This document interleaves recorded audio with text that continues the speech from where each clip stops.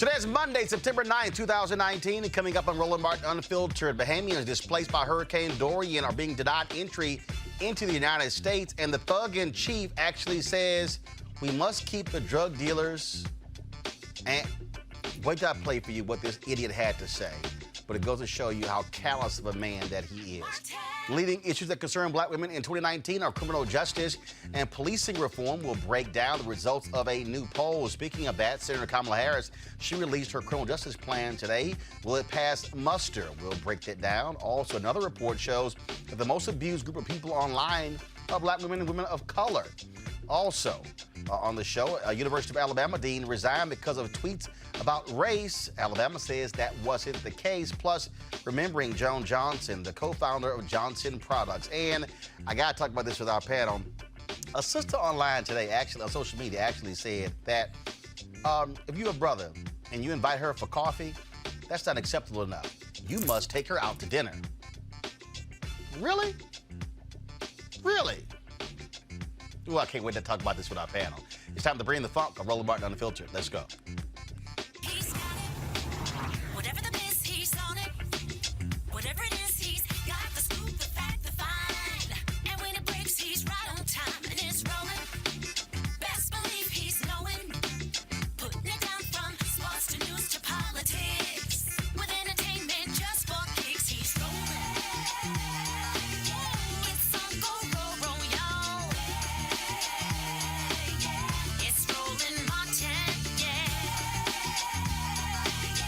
Rolling with Roland now. He's funk, he's fresh, he's real, the best. You know he's Roland Martin now.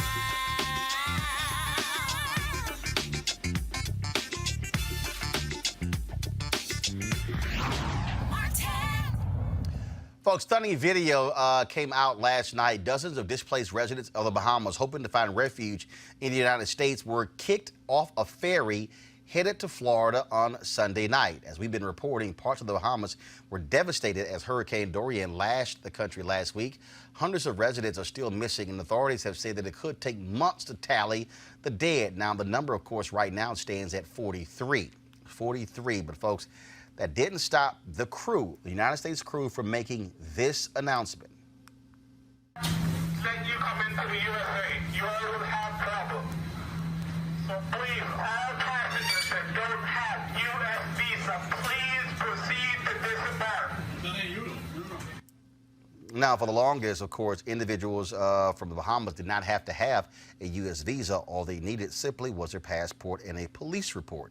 Peter Vasquez, a yacht broker in Fort Lauderdale, who's been delivering aid to the Bahamas daily, said he has been bringing storm survivors back to South Florida, and they had no problems.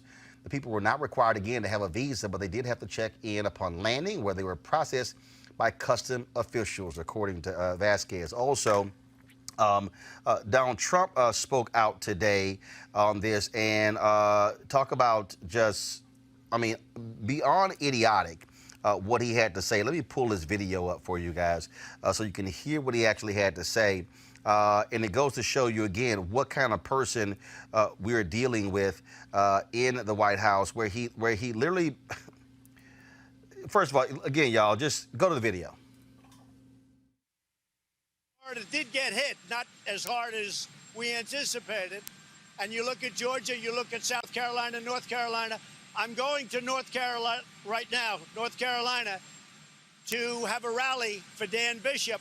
But before I go to the rally, we're going to be stopping at one of the sites that got hit very hard by the hurricane. So we're also recovering from a hurricane, but we have to be very careful. Everybody needs totally proper documentation because the Bahamas had some tremendous problems with people going to the Bahamas that weren't supposed to be there. I don't want to allow people that weren't supposed to be in the Bahamas to come into the United States, including some very bad people and some very bad gang members and some very, very bad drug dealers. So we are going to be very, very strong in that. Let me just explain.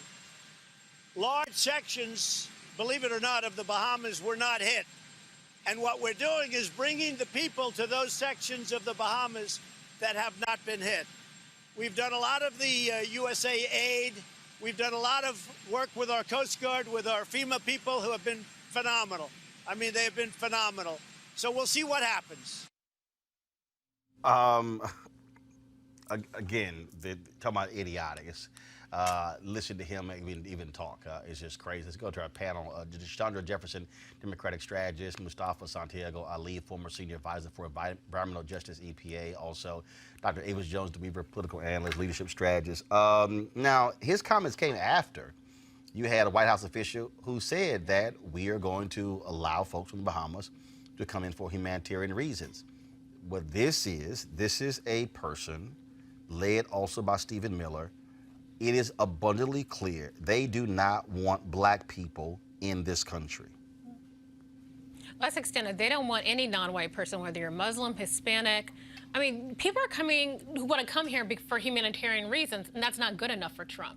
And I take huge offense at him saying that there are people who weren't supposed to be there. Like what, you have ISIS taking refuge in the Bahamas before a major hurricane so that they can try to come into the United States? His reasoning, there's no logic to his reasoning other than that he does not want to help people who don't look like him.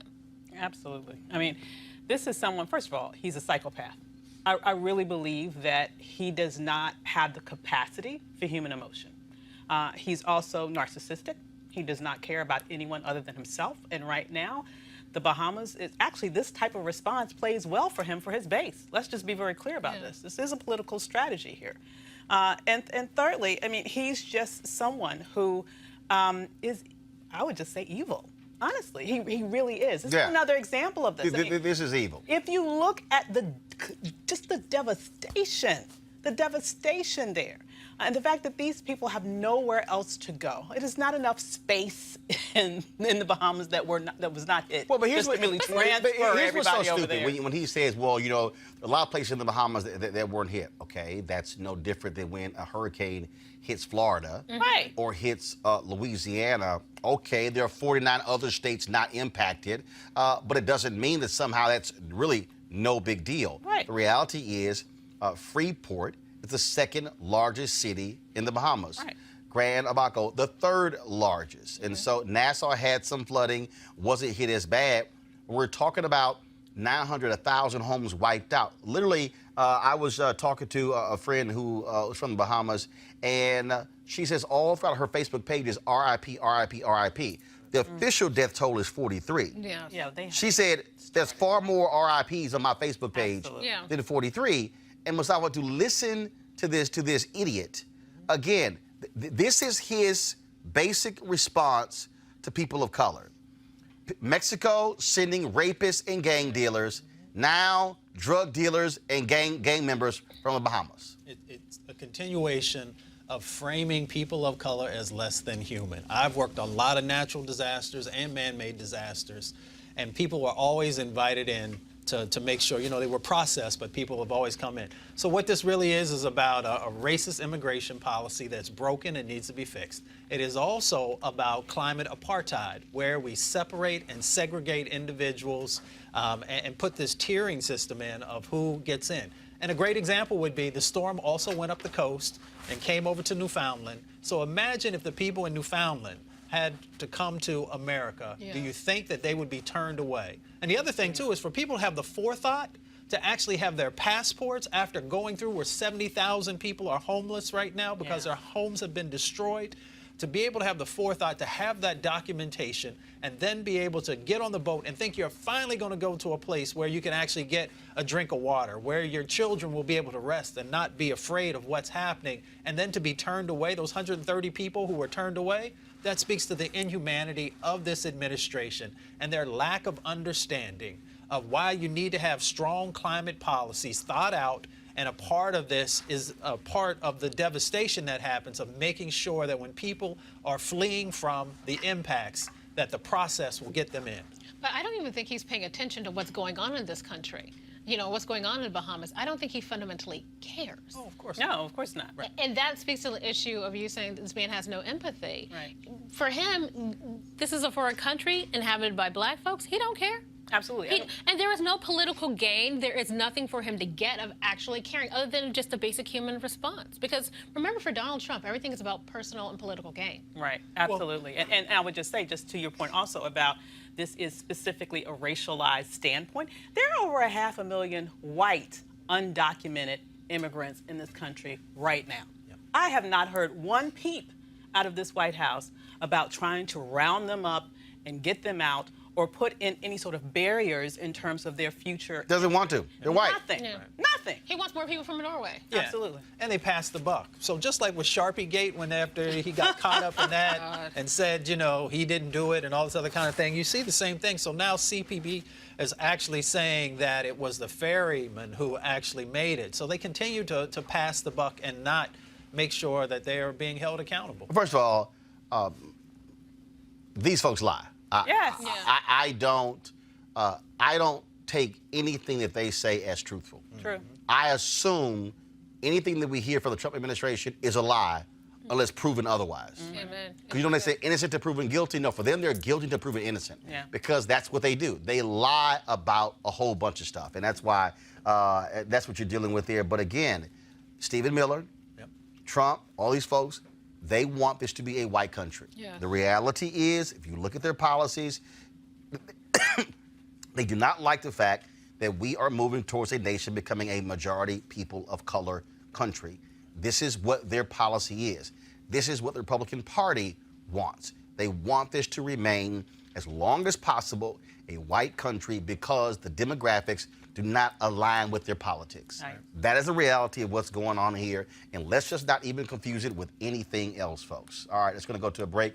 When we come back, we're going to talk about the Essence poll breaking down black women and who they are supporting this presidential campaign, but also there's a whole bunch of work candidates have to do to reach more of those sisters. We'll explain. That's coming up next on Roland Martin Unfiltered. You want to check out Roland Martin Unfiltered? YouTube.com/Roland S. Martin. And subscribe to our YouTube channel. There's only one daily digital show out here that keeps it black and keep it real. It's Roland Martin Unfiltered. See that name right there? Roland Martin Unfiltered. Like, share, and subscribe to our YouTube channel. That's YouTube.com/Roland S. Martin. And don't forget to turn on your notifications so when we go live, you'll know it. Why is it on? All right, folks, let's talk about 420 real estate here. Of course, marijuana, of course, continues to grow as a legal product all across the country. And our good friends at marijuanastock.org have already reached more than half of their funding goal for the hemp CBD investment. That's right. If you want to take advantage of this great opportunity, you need to do it right now because it won't last much longer. Now, if you don't know, I'm talking about the hemp plant, the good cousin to marijuana, with a much higher concentration of CBD. That means hemp gives you all the medical benefits of marijuana without getting you high. Also, if you don't know, hemp farming is now legal in the United States, creating one of the largest commodities worldwide. It's just an incredible investment opportunity, and that's where our good friends at 420 Real Estate come in. Their business model is simple. They buy land that supports hemp CBD grow operations and lease it to licensed, high-paying tenants. That's right, they're hemp CBD landlords, and you can get in on the action. Again, as hemp continues to change the economic landscape, 420 Real Estate is allowing you to chase the American dream. And the best part, you can invest in this crowdfunding campaign for as little as $200. That's right, $200 up to $10,000. Now, again, you must get in before the fund closes. To invest, go to marijuanastock.org. That's marijuanastock.org. You can get in the game and do it now. All right, folks, this year is the 5th year that the Black Women's Roundtable has conducted the Power of the Sister Vote poll to get an idea of the political concerns and opinions of black women across the country. Nearly 95% of the women polled plan to vote in the 2020 presidential election. Joining me to talk about what their top priorities are as they head into the polls is Melanie Campbell, convener of the Black Women's Roundtable and president and the CEO of the National Coalition on Black Civic Participation. So let's break down this poll here. And at the top of the poll, you're talking about the survey. Joe Biden, Bernie Sanders, Elizabeth Warren. What is surprising to people is, again, the fact that the only black woman who's in the race, Senator Kamala Harris, is sitting in 4th position. What do you think? So break it down. So what do you make of that in terms of black women, in terms of who they're supporting in this campaign? Well, I think thus far. I would say thus far. The other big piece of this is that over the winner was the people who are undecided. The 26% number says a lot. When you have 26% saying you're undecided, or didn't want to identify. One of the things is that Joe Biden really has name recognition. I still believe that's a big part of it. I think black women are also showing that we're still shopping when it comes to the fact that there's no one candidate that has a lock on black women. And so I think for candidates need to take heed on that and know that they're going to have, whether that's Kamala Harris or anybody else. And I'll say this, polls are polls. With this, we won't know for sure. Snapshot in time. Exactly. Well, it's a snapshot in time, but what we are looking at, though, is, again, for black folks, extremely, smart voters, black women, the most loyal base for the Democratic Party, is also about winning. This is about winning. And I think a lot of people don't quite understand that. I go back to 1984 when Reverend Jesse Jackson ran. A lot of people were saying, okay, why weren't major civil rights leaders and others supporting Reverend Jackson? Because they said they want to beat Ronald Reagan. And so this is not a surprise in terms of how black folks are making strategic decisions as to what black women are saying, who I am supporting for president. Well, Joe Biden is still winning at this point, but there are also a larger field of candidates. Normally, the Democratic Party kind of leans into one or two people also. So you're talking about, this field started at 20, and now it's down to, the top 10 that's been decided by the party necessarily. So I don't think that's it. I mean, Avis, that's true. Yeah. First of all, I don't really think it's a large field. Frankly, I think this race is really, right now, it's 7 people. I mean, look. That's still a big field. Well, but I mean, if you actually go back to 2008, 7 to 9 is about your number. Look, in this survey, Julian Castro is getting a lesser percentage than Donald Trump. Yeah, a lot more. So the bottom line is, I've never considered, if you down there at 1 and 2, to me, you ain't in this. No, I'm just serious. I'm seriously. That's just me. Avis, go ahead. But when this survey was put together, though, at the time that this was out in the field, it included all 20-plus candidates. Yes. So it is more dispersed than it is right now in terms of who's left to debate this week. But what I found very interesting, though, I think is the major point that both of you made at the very beginning here. We have 95% of black women who are saying we are committed to voting in 2020. Exactly. Yet we have over a quarter of them, over 1 in 4, actually say I haven't decided whom I'm going to vote yet. That to me is saying that they want to be courted. Yeah. They are putting a message out to the Democratic candidates. I don't care who you are. My vote is to be earned. Right. It is not to be taken for granted. And we're still very early in the race. Let's face it. People are now just waking up from summer vacation, figuring, oh wait, we got a race next year. No vote has been cast in Iowa, New Hampshire, North Carolina, Nevada. Right. We still have a long ways to go. Well, actually, the map now changes because even before Iowa votes, early voting in California is actually going to begin a month before Iowa even votes. So this year's primary is totally different from the past primaries where everything started after Iowa. If you're a candidate now, you can actually blow off Iowa and focus on the 5 or 6 states after Iowa and still be in this. You can still be in, but I would be very careful about doing that if I were a candidate because people are still looking at Iowa. That's still like a bellwether for the quote-unquote Midwest. I think white media is, but I'm serious. I think it is, but I think that because of the number of candidates, again, you take California. If I'm Senator Kamala Harris, okay, and I'm from California, I'm not investing a hell of a whole lot in Iowa.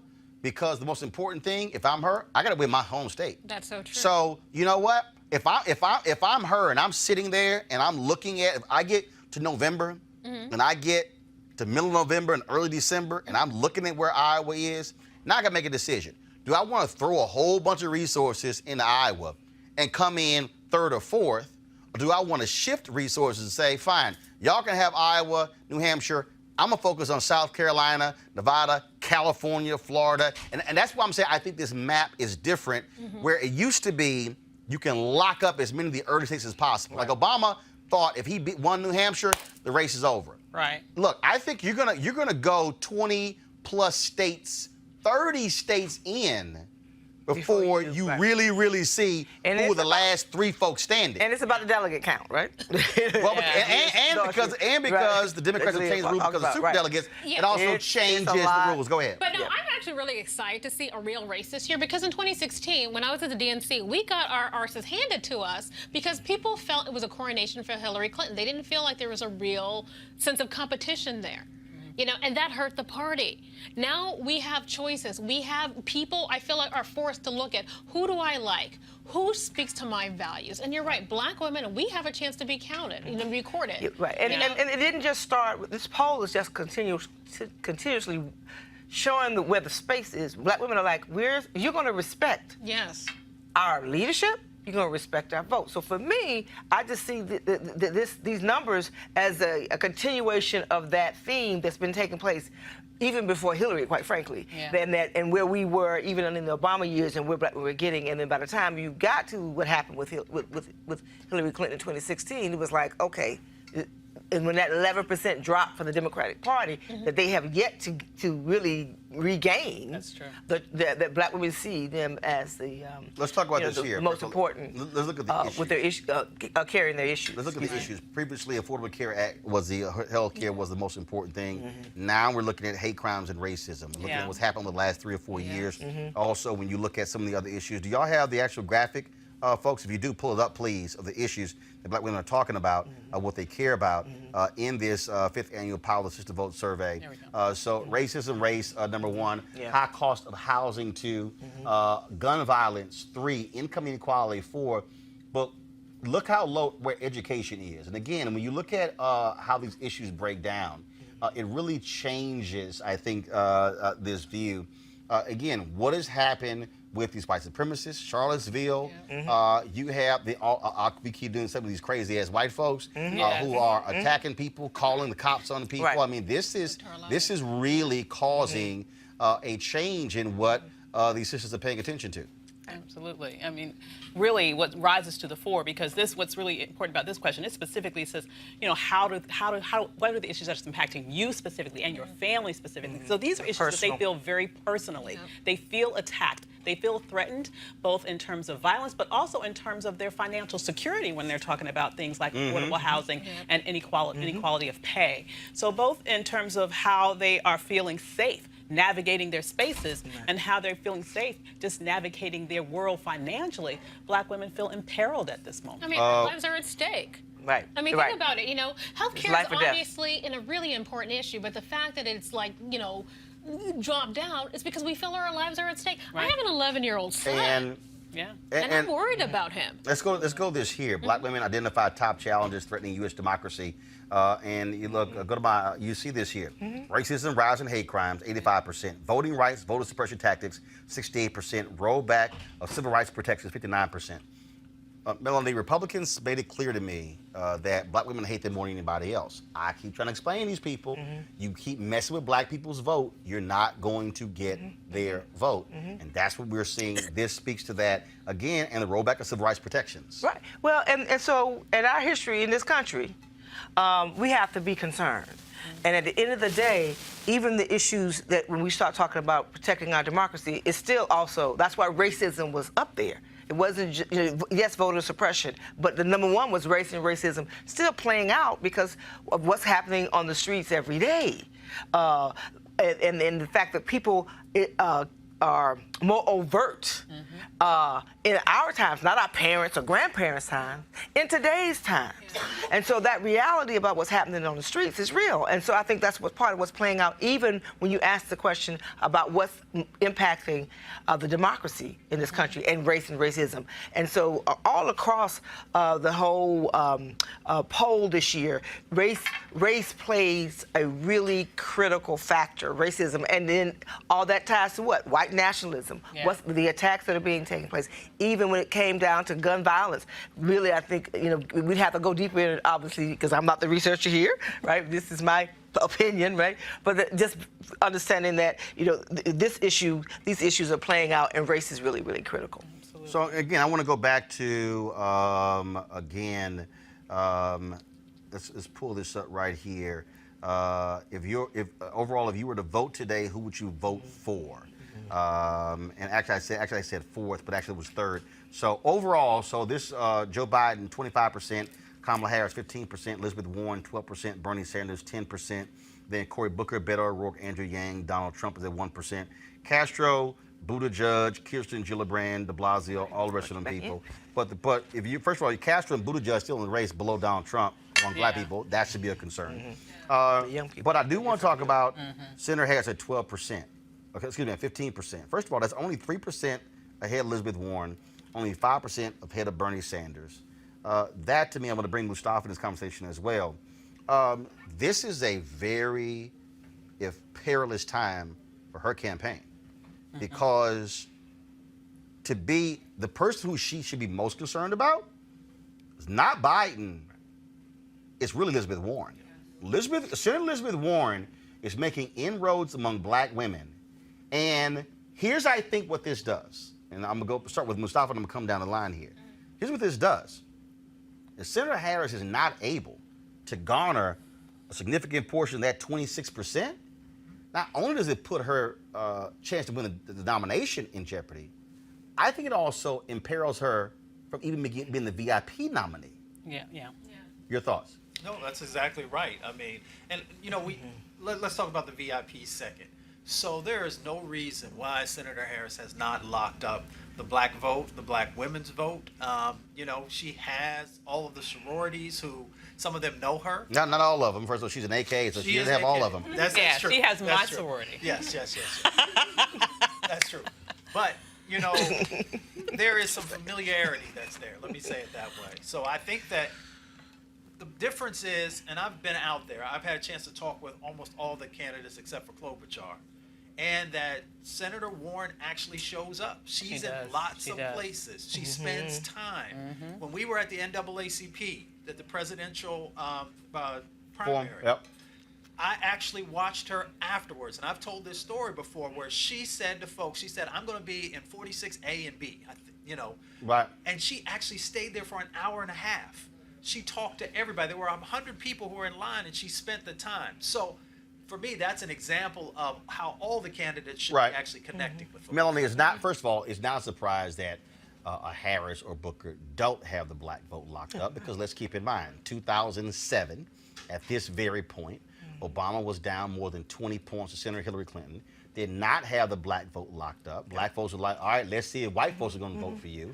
And his fortunes changed when he won Iowa. Right. That's what happened there, okay? So to me, I think when you look at these numbers, again, go back to the graphic, please.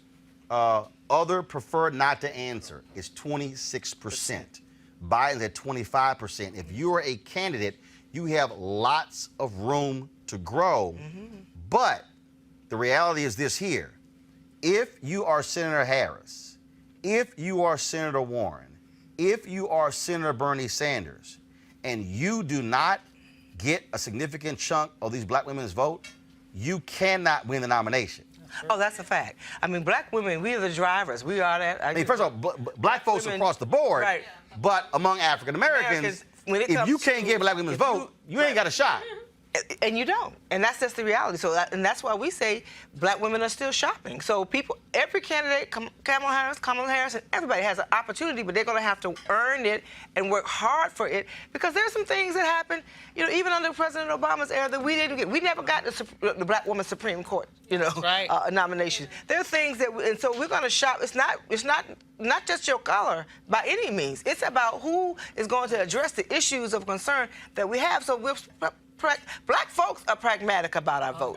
But black women, we drive the vote because we don't just show up. We bring our significant others with us. And that's when I say secret sauce. So folks got time, do what they need to do, work hard, spend the money, respect our vote. That's the bottom line. And then I say follow black women if you want to win. Avis, I bet the first one was overall. Now let me go to pull up down to 1834. Yeah, they're a little different. Now, this is different. Go to the graphic, please. Again, other prefer not to answer, 26.9%. Bernie Sanders, 18.9%. Kamala Harris, 17.1%. Elizabeth Warren, 13.7%. Joe Biden, 10.3%. Now, among 1834, Joe Biden's at 10%. Overall is among 26%. Now, let me say this, Avis, and this is again, I've said this story numerous times. If you're 1834, you're millennial, you're Gen Z, and you think you're all of that, this doesn't mean a damn thing if you don't go vote. The reality is, and that's why I don't care what none of y'all say, and y'all can say, well, you wrong being 50. No, you wrong. The reality is here. Black people 50 and over vote. That's true. In significant numbers. And if you're Joe Biden, and if you're sitting here saying, I need to win the nomination, I am not going to be spending lots of time talking to some 18, 34-year-old people, because the numbers don't lie. The people who going to go out there in South Carolina, Georgia, Mississippi, Alabama, Louisiana, Illinois, I can go down the line, will be older black people. I keep trying to tell these damn millennials and these Gen Zers, if y'all want to have an impact on politics, running your mouth and tweeting and posting on Instagram ain't it. It has to be in the numbers. You got to actually vote. Absolutely, you have to vote. But it's an unfortunate thing, because it's almost like a chicken and the egg problem, right? Because, you know, if they're not being courted, then they're going to say, well, why should I vote for you? Like, nobody cares. And then it just continues to sort of spiral out of control. So that's a problem. Another very interesting thing to me for the millennial findings there is that Cory Booker plummets. As you can see, he goes He's at all the way down to 1.7%. Exactly. Overall, he was at 4%. Absolutely. And so, and also interesting was that Kamala's numbers actually went up slightly among millennials as compared to black women overall, which really surprised me, given a lot of the pushback. 1834, she's at 17.1%. Yeah. And then overall, she's at 15%. Absolutely. Right. So that really surprised me, given all of the pushback she's been getting around her prosecutorial path. But the bottom line is, in terms of your other question around why aren't the black candidates doing a little bit better, I think another slice at this, Mel hit it brilliantly when she said about how the disappointments, quite frankly, that many of us still feel following the Obama administration about those things that didn't happen, that perhaps many of us wish had happened. And I believe that the next black candidates, and these are the first ones to sort of test that water after him, are going to have a harder they're going to have a harder time gaining the trust of black people than he did, because they will say, a lot of us say, well, you know, we voted, we hoped, we expected, we got you in office not once but twice. And though there were many things that happened, there were a lot of things that didn't. And we see other communities in some circumstances seem to be more directly addressed and more publicly addressed than ours. And so this next group of black candidates, and frankly, I believe every black candidate that comes after him is going to have to work even harder to get the black vote. Deshandra, any of these black candidates, I don't want to hear none of that. That's great. You know why? Because had they actually listened to my damn show, well, I'm sorry, y'all you can go pull the tape. I said from the 3rd year to the 8th year, I kept saying, listen up. The next black person running for president will not have the same runway as Obama did. All these people kept telling me, why you hate? I said, I'm trying to tell y'all. Yeah. And even, see, this is the mistake. This is the mistake that all these people keep making, is that they mistake black folks' love and affection for the Obamas and thinking that translated also to the policy piece. While it was happening. And see, this was one of the problems here. One of the problems is that black leadership wanted to press harder. Black folks wouldn't let them. That's true. Because black people penalized black leadership for pressing. Yeah, they did. I can do a roll call. Amen to that one. But so then what happens is, after 8 years, then folks is like, oh my God, what the hell happened? Because it came down to also hardcore policies. And I kept making the point. And for African Americans, we focused on him being the first black president and not the 44th.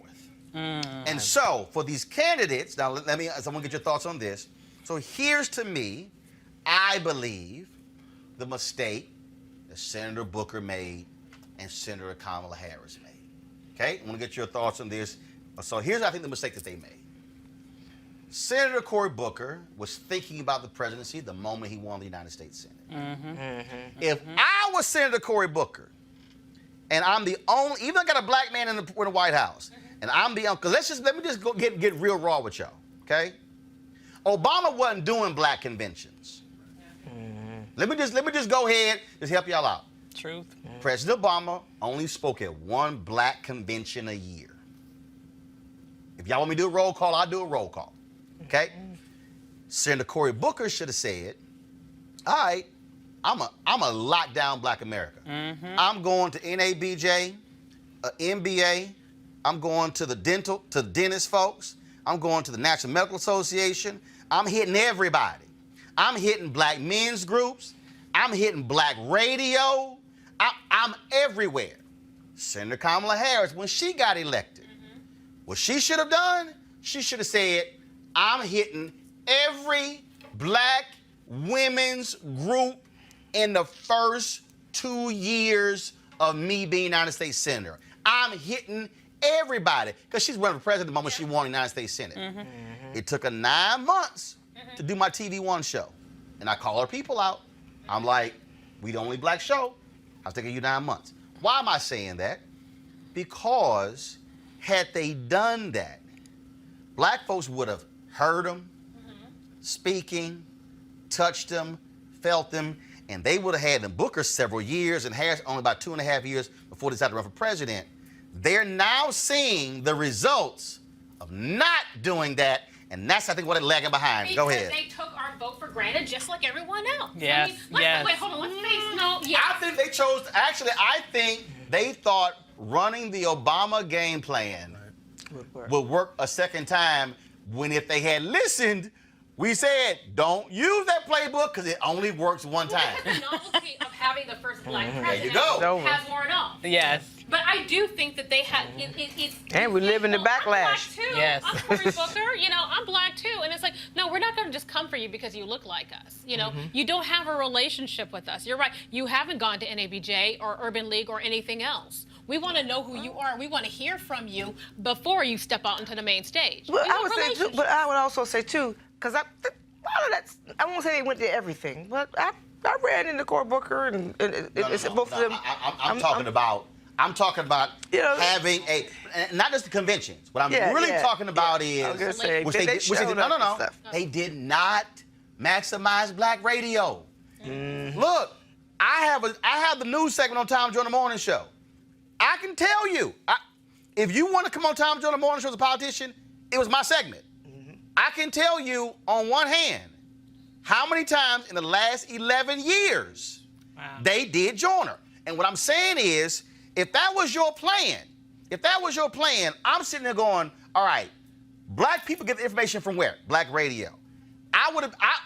Roland would, if I'm Senator Booker or Senator Harris, I would have been like, look, I'm coming on Tom Joyner, Steve Harvey, Ricky Smiley, Erica Campbell, Baston, Hughley, also, I'm coming on once every 3 months. See, that way you're hearing me, because even though you're a United States Senator, I ain't from New Jersey or California, so I ain't really seeing you. Right. That's what I mean by working and saturating, so you take the organizations and black media. Oh, now 2, 3, 4 years in, when you announce, we've heard you. We know you. Right. We know you. We've touched you. Trust you. We've seen you. Now you're not starting, because the reality is, in many ways, Melanie, they were starting from the same position as Buttigieg, Yep. as O'Rourke, as the rest of the candidates. So now you got to really work for it versus had you put that work in when you were U.S. Senator. That to me, I just think that's playing a huge role when I see these numbers. But see, no, I think that's taking us. I think that's taking us they gotta for put it in. granted. I really think that in some ways that's taking the black vote for granted. They think it's going to be automatic. Here I am, a black candidate. I'm coming before you. I need you to support me, just like you supported Obama. They haven't put in the work because they haven't been thinking about us in that way. And now that they're stepping on the main stage, they're disappointed. I think Santiago, again, I think when you cannot, the Obama playbook, toss it. Yeah. It's not going to work again. It's It not. didn't work after people tried to use that playbook after Obama won and ran for certain 2016, seats. yeah. call out folks' names. I will. I will. Artur Davis tried that bullshit in Alabama. Got his ass whacked. See, Melody. Melody want to be all. She's coalition builder. Yeah, she coalition builder. I ain't building no coalition. I'm giving it to y'all. I'm giving it to y'all raw, uncut, unfiltered. The reality is what you have. Y'all, this is the most basic thing in the world, okay? I'm just going to use media. This ain't no different. I've been gone, so I left CNN in April 2013. We 6 years out. I still got my black base. Why? Because I cultivated my black base while I was there. I didn't leave TV One when I joined CNN. I stayed with TV One. I don't care who you are. Always lock down your base. That's right. Because your base is what you build on. Always. You don't try to build over here. You got to lock down your base. The entire Democratic Party needs to learn that lesson. Let's just be real. Yeah, the entire Democratic Party. But we need to understand what is our base, because we keep chasing these disenfranchised white voters. We keep they're not the base. They aren't our base. We need to let them go. Let God. And the reason this survey is important is because, Melody, it's about numbers. And see, this is the mistake again people make. If you say Democrats will get 90% of the black vote, no, the issue is not will you get 90%. Is how many. Right. That's right. And that's a fact. 2.4% drop in 2016. But we're not going to do that extra step. Can you increase the... Can you get us to overperform? Overperforming is beyond what's normal, right? And so in 2016, we showed up, but, folks can say whatever. I was on the nonpartisan side. I'm just saying, in Florida, I was there. Not enough was done. That's a fact. Oh, so a lot of I-4 corridor was not taken care of. And who lost? Some people lost that I-4 corridor, those who know Florida. There's a template for success in our communities, and people know it. If you are a great comedian, you work the circuit, and people get to know you, and then whenever you blow up, they come and support you. They'll pay that $50, $70, $100 ticket, that type of thing. Great singers, they work the circuit. Everybody knows that. Great preachers, they work the circuit. So with our community, you got to work the circuit. And if you're not willing to show up, then you're not going to get our vote. And it's just that simple. And so, and then when you talk about again how you let's go back to the survey here, and let me go. So let's go back to my iPad. Let me go back to the overall number here. So you take right now, Pete Buttigieg, okay, who's at 0.6%. The reality is this right here. Now, I just saw a story a moment ago where a number of ambassadors who supported Obama, they're backing Buttigieg. You have Nicole Avant, who's one of the ambassadors to the Bahamas. Earlier, he's got folks who raise the money there. But again, candidates like that, it's like, Doc, at the end of the day, you can sound great, you can get all the praise you want from mainstream media, but you're gonna have, if you're a Buttigieg, you can't have an event at the Harold Washington Cultural Center in Chicago, and it's packed with white folks from Hyde Park. Yeah. No, but now granted, if you're a Buttigieg, that's when you got to call a staff meeting and say, yo, where are the people? What the hell y'all doing? I can't be at the Harold Washington Cultural Center, okay, in Bronzeville, and it's lines of white folks from Hyde Park. And that's one. So Buttigieg, he hired Brandon Neal, okay, and I can tell you right now, I've talked within the first 48 hours, Brandon was connecting him with critical black folks, and so he had black folks on his staff, but it's also what black folks you have. That's true. Do you have black folks who are in the know? Do you have black folks who are really involved in this? And I dare say, so I'm going to merge this with a couple things. I'm going to talk about Senator Harris's criminal justice plan, but also the debate on Thursday while all are here. To me, debate Thursday night, Texas Southern University, HBCU, out of all candidates, she got to crush this thing on Thursday. My God, She lost all the numbers she had from the first debate. I mean, first of all, you're on an HBCU campus in 3rd Ward in Houston, historically black neighborhood. That's called home field advantage. Now, For real. If you They don't wanna take stack that. advantage. but here's her problem. Elizabeth Warren finished from the University of Houston, which is 3 blocks right down the street. You literally can look down the street and go, I can see University of Houston. So Harris is going to, and it's, to me, she has to crush it Thursday. Yes. Because she got to regain some momentum after losing it. And so this criminal justice plan that she dropped, if you're taking a look at it, your thoughts on it, because again, we have progressive prosecutors right now.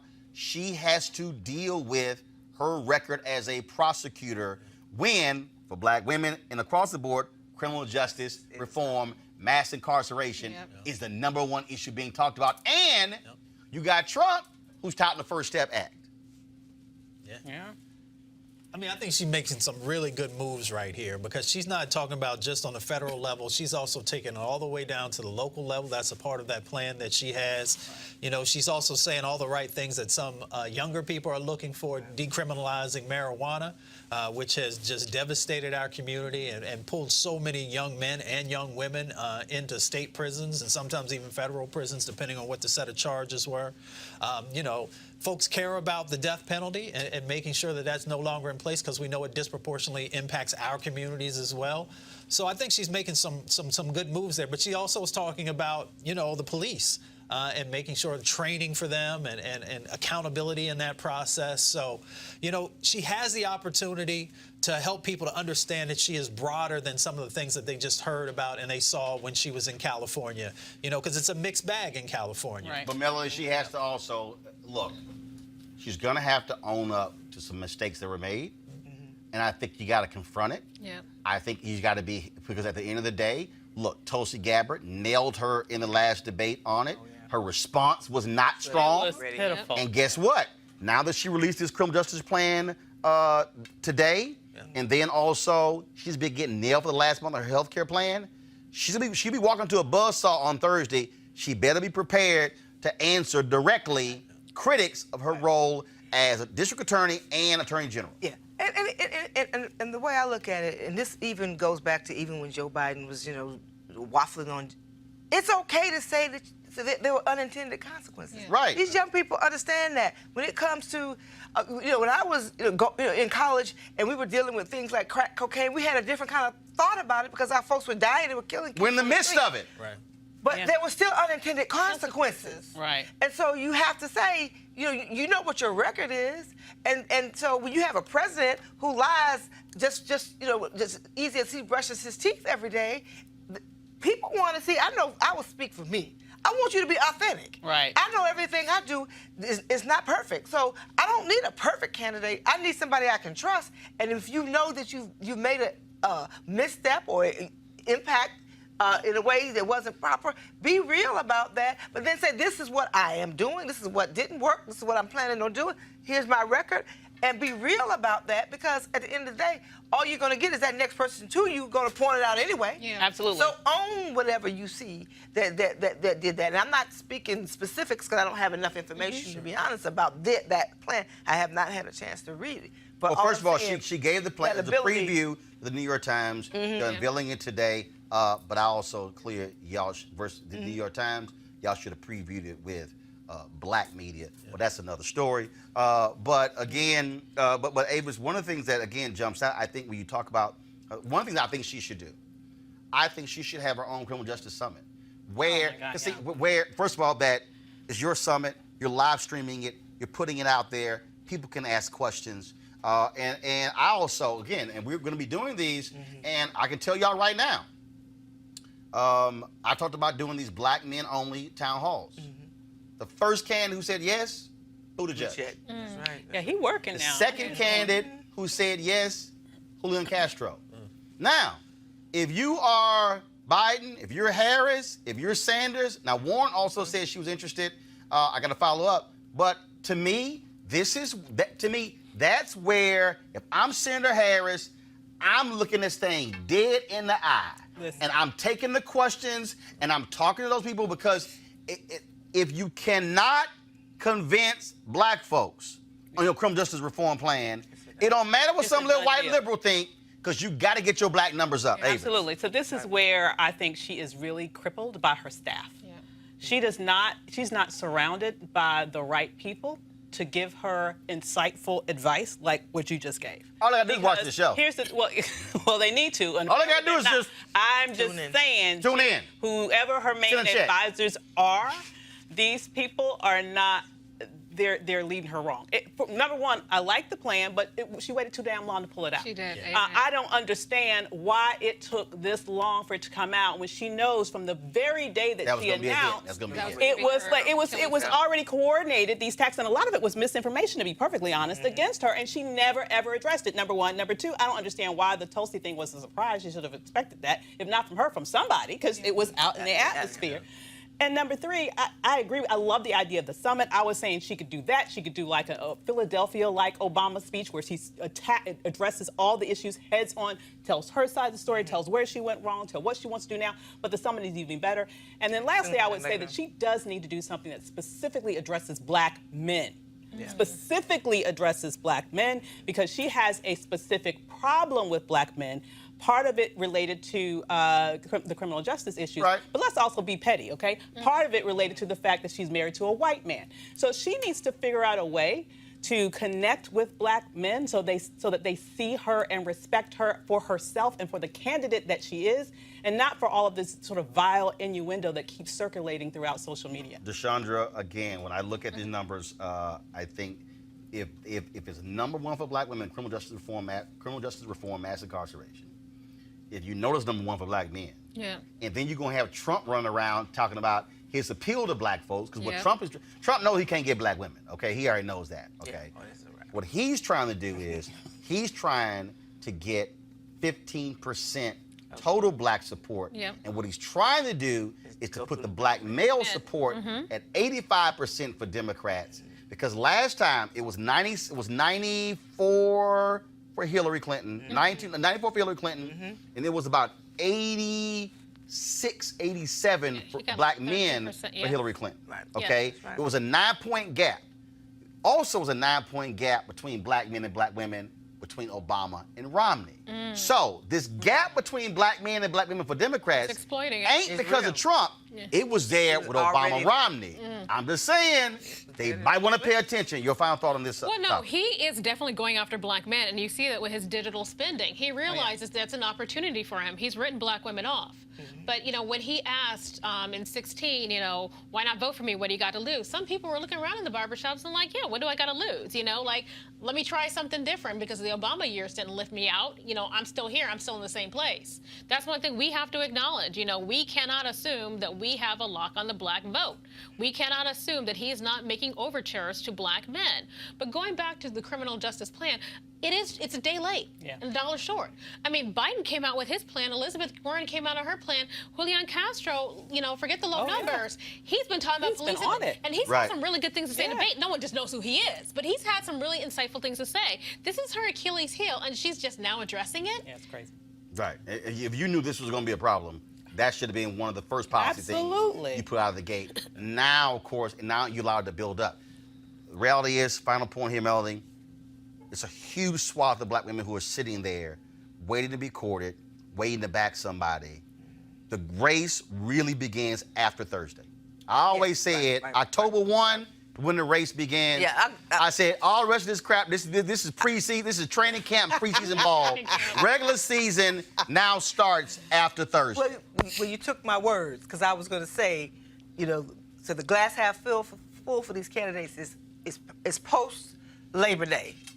The race is on, and folks gonna have to put on the gas, show up, be everywhere, but most importantly, be authentic and address the issues. This poll gives people a snapshot in time. They see where they are. These women are These are black women who vote, right? So if you ignore it, you know, it's free opportunity, free information for you. You know, we didn't do it for you. We did it for ourselves, so we would be clear what we know we want for our vote. And so, you know, ignore it at your peril. Yeah. Where can people, if they want to go read the whole thing, where can they read it? They can go to unitycampaign.org. All right, Melanie Campbell, we appreciate it. Thanks a bunch. Thank you. All right, we come back, folks. We're going to talk about black women, the abuse they are receiving online. That's next, Roland Martin Unfiltered. You want to support Roland Martin Unfiltered? Be sure to join our Bring the Funk fan club. Every dollar that you give to us supports our daily digital show. There's only one daily digital show out here that keeps it black and keep it real as Roland Martin Unfiltered. Support the Roland Martin Unfiltered daily digital show by going to RolandMartinUnfiltered.com. Our goal is to get 20,000 of our fans contributing $50 each for the whole year. You can make this possible. RolandMartinUnfiltered.com. All right, folks, Life Luxe Jazz, the experience of a lifetime, delivering top-notch music in an upscale environment. Y'all got my Gerald Albright clip for me? All right, then, of course, the week-long event taking place at the Omnia Day Club Los Cabos, nestled on the Sea of Cortez and the celebrity playground of Los Cabos, Mexico. Folks, it's going to be an amazing time, November 7th through the 11th. I'm going to be broadcasting Roland Martin Unfiltered that Thursday and Friday from Cabo. Talking about an upscale international destination, luxury accommodations, great food, music, drink, all that good stuff, golf, spa, health, wellness, you name it. It's going to be a fabulous 4 days. And y'all know it's going to be cold by that time, so y'all want to get the hell out of them cold states. Now, you want to lock this thing now because, of course, tickets will be sky high the later you wait. The second annual Life Luxe Jazz Experience, again, it's going to be a great event there, folks, with events like the Spirit of Jazz Gospel Brunch and the Jazz Sunset Cruise. Confirmed guests, comedian actor Mark Curry, Gerald Albright, Alex Bouillon, Raul Madan, Incognito, Pieces of a Dream, Kirk Whalum, Average White Band, Donnie McClurkin, Shalea, Roy Ayers, Tom Brown, Ronnie Laws, and Ernest Quarles. For more information, folks, visit lifeluxejazz.com, L-I-F-E-L-U-X-E jazz.com. It's L-I-F-E-L-U-X-E-J-A-Z-Z.com. Again, we're going to be broadcasting there that Thursday and Friday. Looking forward to a great time, so come on out, bring your golf clubs, and I'm going to take some of your money because y'all know how I play golf. But I'm more than happy to beat y'all down in Cabo. So come on out. Looking forward to it. 4 amazing days of jazz, food, fun. And so again, lifeluxejazz.com.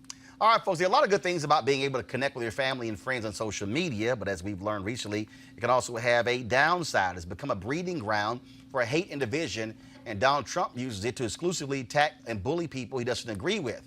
A recent study showed that the most abused group of people on social media, black women and women of color. Here's a sample tweet from actress Ashley Murray in reference to 13 reasons why star Grace Saif, who has completely left social media. Folks, pull it up, please. You know, she left because, again, this is so crazy. People have been attacking Grace because of her character on a Netflix show. Y'all, it's fictitious. It's fictitious. Joining me now to talk about this is Jennifer Farmer. She's a communication strategist and founder of Spotlight PR. And so, in what other ways are black women being attacked? And is it, I mean, obviously she's an actress who's responding to a show, but in what other ways are we seeing?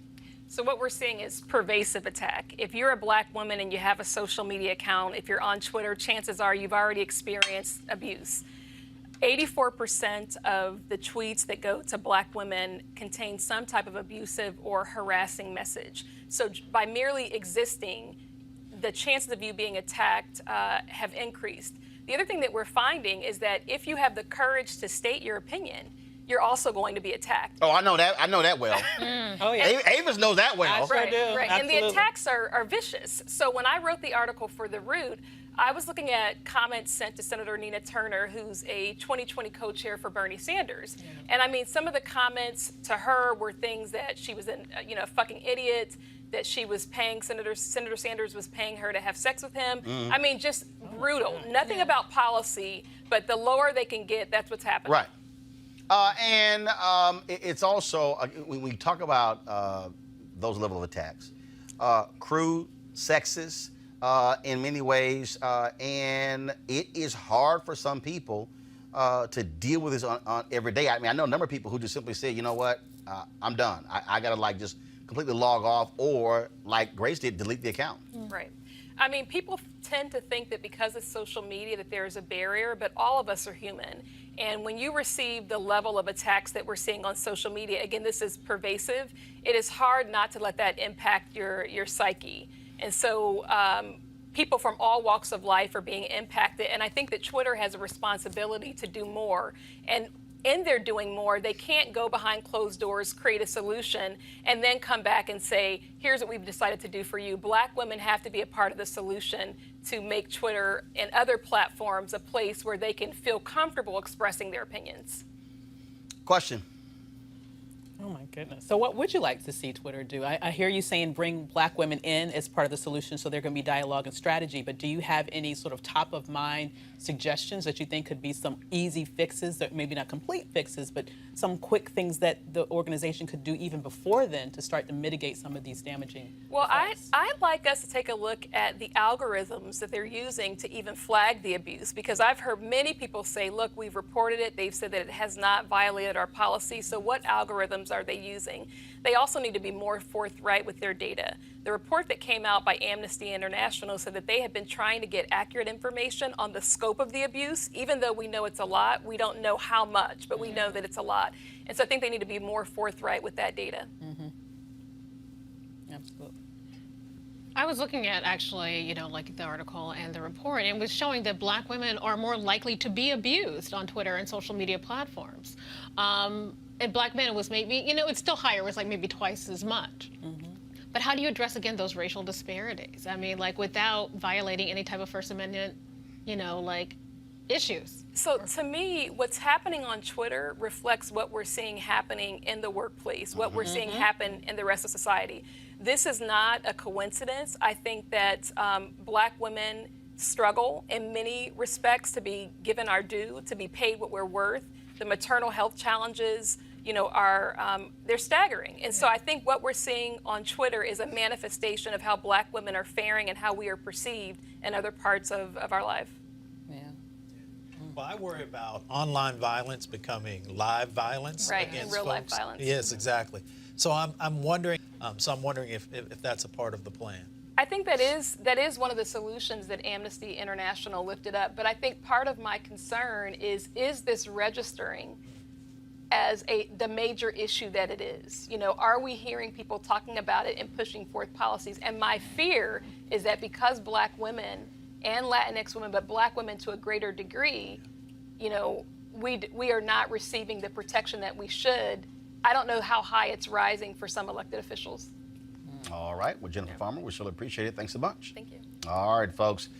Now, let's talk about University of Alabama. Jamie Riley, University of Alabama, Tuscaloosa's Assistant Vice President and Dean of Students, resigned last week following a Breitbart article examining his tweets on race.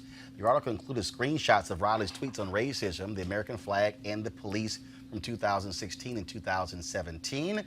These are some of the tweets right here. We have not had an opportunity to talk with Jamie Riley. He was executive director and COO of Alpha Phi Alpha before taking the job at the University of Alabama. It was about 6 months ago. And so we are certainly trying to reach out to get more information what's going on there.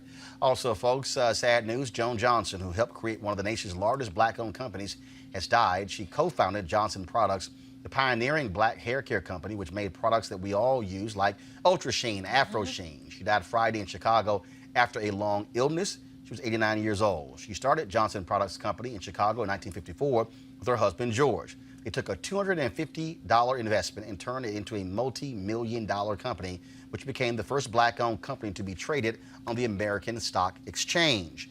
Johnson's family describes her as an advocate for women. She was a trustee at Spelman College, according to her obituary, and her family plans to continue her legacy by supporting the school with an annual scholarship. She was also known for her sense of style and was a sponsor and organizer of the Congressional Black Caucus's fashion show. She's survived by her husband, George, and their 4 children, as well as her grandchildren and great-grandchildren. She certainly will be missed. Our thoughts and prayers are with her and her family and all who loved her. All right, y'all. So I was on social media today. This is our last story. And I always get a kick out of certain things that we see. And so I came across this tweet, which has actually been quite hilarious. A buddy of mine, Clarence Hill, he actually responded to this. And so let me find this tweet, y'all. So the tweet was dealing with the issue of, of course, dates. So this sister sent a tweet out, and y'all, I cracked up laughing when I saw it. And so I want to ask you, want to get y'all thoughts on this, because I said, you know what? Okay, so who's here married, who's single? I'm single. I'm Single. Single. Mustafa, you married? I'm everything. Okay. Damn, That answer is not a I don't know how you can be everything. Let's just push you off. All right. So, all right. why we have problems with dates. So I saw this tweet and I was like, wow. So this sister, Yelista Jean Charles, she tweeted, "This man asked me out to coffee. I don't do coffee dates. Told him I do coffee for business meetings and with friends. Happy to get coffee with you as friends. His next message, I'm asking me to dinner proper. Men know, they just want to see if they can lowball you first." Now, what's interesting is the responses were a trip. Okay, you had men and women who were like, okay, some people agree, some people disagree. Seriously? I think that's a little crazy. Like, so for me, I think coffee is safe. You don't know Yeah. if you're going to enjoy the dinner date. So why would you want to sit across from someone that you may not have a good time? But at coffee, you drink your cup of coffee, all right, and then you have an exit plan. It's a natural exit plan. So I agree with that. I want to know a little bit more about all this because I believe in shoot your best shot. Like, did you already know her? Were you just asking her out? No, she has a point. Somebody she met, going out. It's a dinner date. Clarence Hill, he tweeted, "Wrong. Coffee is a great first date. Allows you time to talk and get to know someone. See if there's chemistry. Bad take." My boy Nui Scruggs, he went there. He said, "You got to earn dinner. Better take that coffee and show some potential." And then people, this whole idea of starting low to me is, see, I'm with you on this one, okay?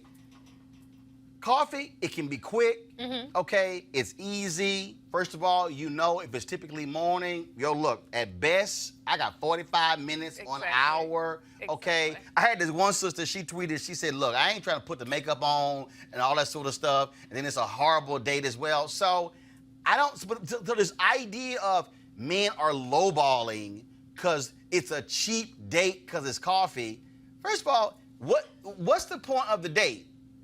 Is it the expense being shelled out, or is it to get to know the person I'm across from? When I was a young journalist, I would be like, where are you taking me to dinner? Because you know what? I wasn't making enough. Like, I want that free meal. And I'm going to go out there. I'm going to say this. When I was young and cute, you take me to dinner. You know, you take me to dinner. When I was young. Hold on. Stop right there. You Hold take up. me to dinner. So you were like, I want to go to dinner because I need a free meal. So that was your motive. When I was 23 in New York. So your motive wasn't about, let me get to know this person. The motive was. I know you as you're buying me some food and we sitting down and talking. You know? Santiago, that's that bullshit right there. See, it ain't about. No, I got you. But so it's not. So it wasn't about y'all want to get to know you. I'm hungry. Right. And feed me. Yeah, feed me well. You should just have an initial opportunity to get to know each other, and then if it progresses, then you move forward. It's really that simple, especially now.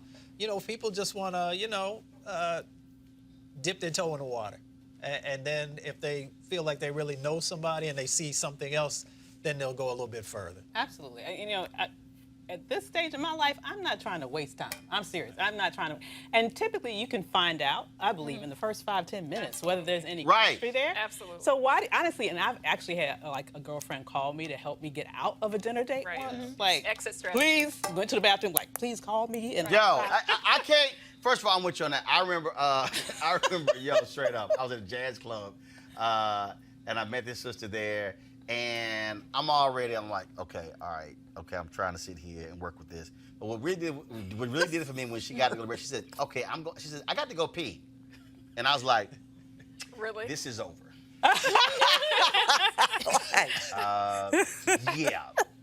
Yeah, it was done when she came back. Not, I go to the ladies' room. Right. I was kind of like, She just put it all out you're there. like, I need a bigger See, if that was vocabulary than coffee, you know what? I got to get to this meeting. I'm sorry, But the coffee who's to say coffee can't evolve into something more? That's the can. point. You know what It's I'm like a saying? That's why I don't understand. It's a screening mechanism. Exactly. It's a Why is she screener. tripping on it gotta be a dinner? But now she Right. got the dinner. She didn't settle. She got her dinner. She getting her free Nah, meal. he punked out. My deal would be, I'm gonna put the coffee out there to actually see what your response is. Yeah. Because here's the thing, you can have wonderful dates without spending one dime. Especially here in Washington, D.C. We have all these amazing, beautiful, free museums. I mean, that's like one of my favorite places to go. You don't have to spend a dime for that. And so to me, this thing about, well, you know, it has to be at a certain level of money exchange for it to be a good date. It's just complete fiction. Well, the other deal is here. Well, first of all, I think the museum thing is like a 5th or a 6th date. That's true, because it's hard. Because I ain't trying to be with your ass at the National, at the Black Museum, and we on the 2nd floor, and we got 8 floors left. You know, I ain't trying. I'm trying to ditch your ass if it just ain't there. That's the reflecting pool. You gonna head out. That's right. That's why I think the coffee. But first of all, responses like this to me really reveals the person's motive. I think because at the end of the day, to me, a date is to get to know the person. That's what it's about. So to me, it's not a matter of whether it's coffee, whether it's lunch, whether it's dinner, whether we meet for drinks or whatever. It's actually to get to know the person. If you are trying to place a monetary value on this encounter, well, no, it's got to be this, and I got to see what he's spending. Because first, what happened? I don't know your ass. What happened to Dutch? Well, I'm not hey, going that far. let's not go. Let's not go that far. Oh, hold up. Not with. Dead, okay? I don't know you that well. You know what? Y'all see how I respond when you throw out Dutch. Yeah, that's a little. I thought y'all strong, powerful. I got my own thing, Black women. What's up? And that's how I Okay, go ahead, Deshandra. Go ahead. You know what? Let me tell you what I like about dinner, because you're sitting there uninterrupted. I'm not saying you have to go to Le Cirque or Le Diplomat, but just go somewhere and have a nice meal and talk to someone. Now, if I'm going, if I'm doing online dating, yeah, maybe that first encounter, the first time we're meeting, we'll sit down for coffee just so I can fill you out, make sure you ain't crazy. But I'm sorry, I do like being courted. I like being courted. I like chivalry. I think it's a problem if the first date and the second date and the third date he's trying to do coffee. Now, after that second date, that's an issue. Well, absolutely. The beauty of working in nature and the climate and the environment, I used to actually take folks and we would walk along the water so we could actually that's talk. a nice day. And I could figure out what your vibe was. Yeah. And then if your vibe was that we want to take this to the next level, then nice dinner, play, whatever it might be. So what the hell you bring? Bottle of water? I mean, you know. We were walking and talking, bro. I mean, damn. I was like, what? Yeah, and you know, you can grab some ice cream or you could get something else. No, there was no food involved. It was about getting to know the person, feeling their energy, and you know, and I know it's about to have it's about to be a whole bunch of Negro environmentalists right now. It's about to be a whole bunch of cats who are gonna be into the environment after Santiago made his point. Like, yeah, I can just go here. We just gonna walk. No, I'm an environmentally conscious brother. I don't necessarily. So I would rather not deal with straws and deal with paper and those products. And so maybe you could bring your swell bottle with you and fill it up. So we could be environmentally conscious. Then we can walk. So it's fitness and the environment together. See, you know, some players right now are watching like, hold up, Mustafa, that's a good one. I can work that one. It's like, I can work that one. Yeah, okay, all right. I see what your game is. Right. He like, I ain't spending the damn thing. We walking. I'll give you some poetry at the end. That's nice. Let me tell you, that works. I can tell you right now, that's gonna work. That will work with women. Avis fell for that bullshit. Look at her. She fell for it. Y'all, he said, we gonna take a walk. I'm gonna drop some poetry at the end. She could be like, I'm thirsty. I'm thirsty, Mustafa. What you got? All right. So I want to hear what y'all got to say about that. So please hit me with some. Okay, on YouTube they're saying Dutch first date. Somebody say you ain't coming to my home. Stop by the food cart for a taco. Sylvia, man, sister can't get good coffee. Damn. Let's see. Damn. Okay, this one dude here. You know he don't give it. You know he totally unfiltered. Black women are too obese for restaurants. Take them to all-you-can-eat buffet so you know how much it costs up front. Oh, he ain't getting no date. Bishop Eddie, that's why you probably lonely as hell right there. Let's see. Yeah, it's best to be single and just have friends. Somebody said, hell, Mustafa, we walking. And let's see, not on the 5th date. Okay, Angie B said, take me to Olive Garden. Okay, you want them breadsticks, I see. And let's see what we got here. Somebody said dinner. $100 is your limit. Damn. I can do that. That'll work. $100 will work. Your bougie ass right there. Okay. $100? You ain't gonna take me to Le Cirque or that? What?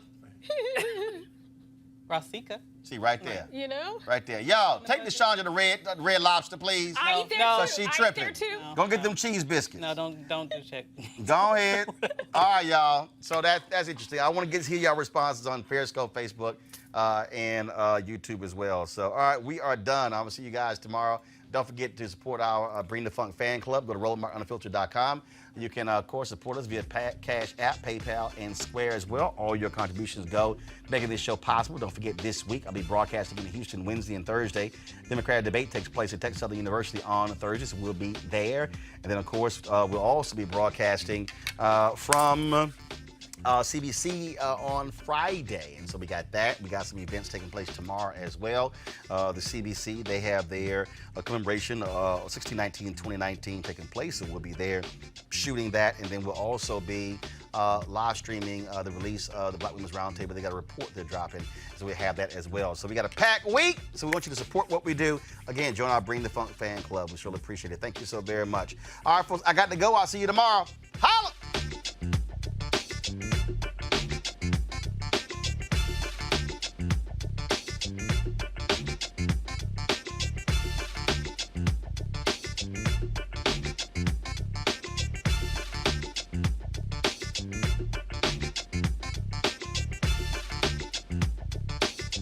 You want to support Roland Martin Unfiltered? Be sure to join our Bring the Funk fan club. Every dollar that you give to us supports our daily digital show. There's only one daily digital show out here that keeps it black and keep it real as Roland Martin Unfiltered. Support the Roland Martin Unfiltered daily digital show by going to RolandMartinUnfiltered.com. Our goal is to get 20,000 of our fans contributing $50 each for the whole year. You can make this possible. RolandMartinUnfiltered.com. This is Diala Riddle, and you're watching Roland Martin Unfiltered. Stay woke. This is Director X, the director of Superfly on the red carpet, or the black carpet, and you're watching Roland Martin Unfiltered. Yo, what up, y'all? This is Jay Ellis, and you're watching Roland Martin Unfiltered. Hi, I'm Chaley Rose, and you're watching Roland Martin Unfiltered. I'm Lex Scott Davis, and you are watching Roland Martin Unfiltered. Hey, what's up, y'all? It's your boy Jacob Lattimore, and you're now watching Roland Martin right now.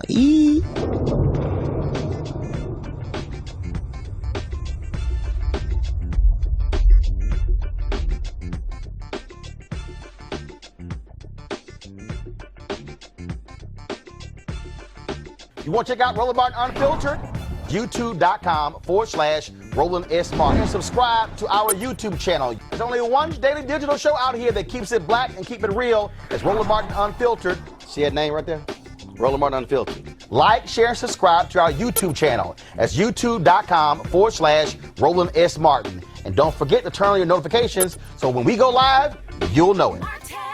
Hey fam, want to check out Roland Martin Unfiltered, the blackest show on all of digital, cable, and broadcast. Check out our audio podcast. There's only one daily digital show out here that keeps it black and keep it real. It's Roland Martin Unfiltered. Press play.